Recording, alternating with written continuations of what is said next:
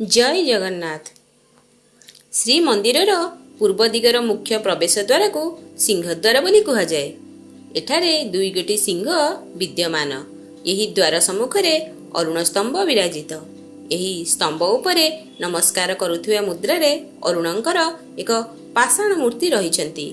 सिंहद्वार दुई पार्श्वरे रहिथिबा विशाल सिंह मूर्ति द्वय को शिल्पशास्त्र अनुसार जाग्रत सिंह कह जाए।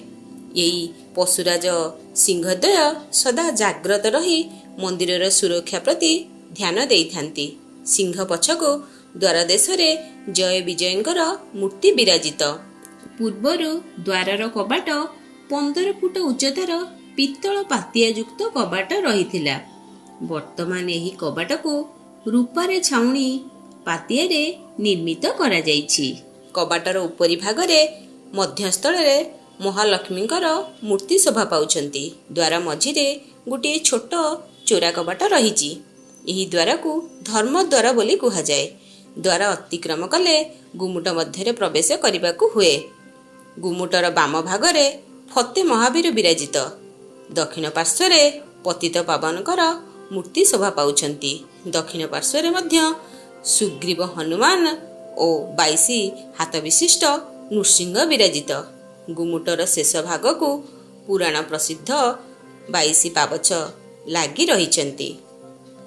श्रीमंदिरर पश्चिम पटर व्याघ्र द्वार को मनुष्यर श्रेष्ठ पुरुषार्थ धर्म अर्थ काम मोक्ष मध्यरु अर्थद्वार भावरे ग्रहण करा जाइछि।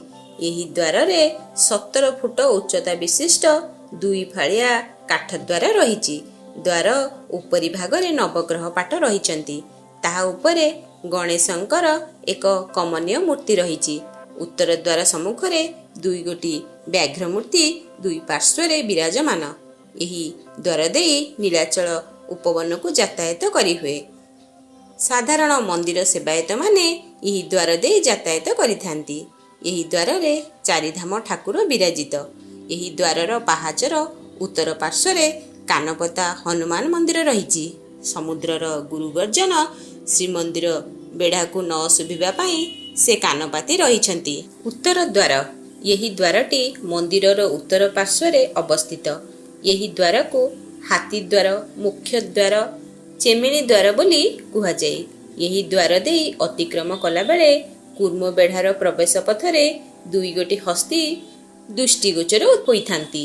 यही द्वार देई महाप्रभुंकर नवकळेबर समय दारू कोइली बैकुंठ को जाए। स्नान यात्रा समय व्यवहृत हेउथिबा जल एही ठारे थिबा सुनाकुएरु जाए। एही द्वार रे तपस्वी हनुमान शीतला मांकर आस्थान विद्यमान। 14 फुटिया कबाट एही द्वार रे रहिछि। द्वार उपरे नवग्रहंकर मूर्ति रहिछन्ति। ताहा उपरे सखी परिवेष्टित भगवान श्रीकृष्णंकर मूर्ति रहिछन्ति। एही द्वार देई कूर्म बेढ़ारे प्रवेश कला बेलको बाम पार्श्वरे ईशानेश्वर महादेवंकर मंदिर पड़े। मंदिर मध्यरु प्रवेश करिबाकू हेले 22 गोटी पावच्छ तळको जिबाकू पड़े। दक्षिण द्वार श्रीमंदिरर दक्षिण पार्श्वरे रहिथिबा द्वार को घोड़ा द्वार बोली कहा जाए। 4 गोटी पुरुषार्थ मध्यरु एही द्वारटी कामर प्रतीक। एही द्वारर दुई पार्श्वरे दौड़ पाई उद्यत हेउथिबा दुई गोटी घोड़ा रहिछन्ति। मुख्यतः गजपति महाराजा एवं तांको परिवारर सदस्य वर्ग एही द्वार देई श्रीमंदिर मध्य को प्रवेश करन्ति।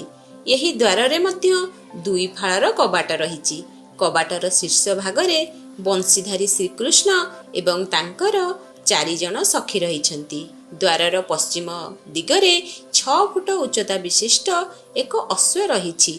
द्वारर वाम पार्श्वरे सिद्ध हनुमानंकर संकट मोचन मूर्ति विद्यमान। मंदिरर दक्षिण पश्चिम कोणरे दुर्गा माधवंकर मूर्ति विराजित। यही द्वार देई दक्षिण पटको गले रोष घर को जाई हुए। एठारे रोष हनुमान विराजित।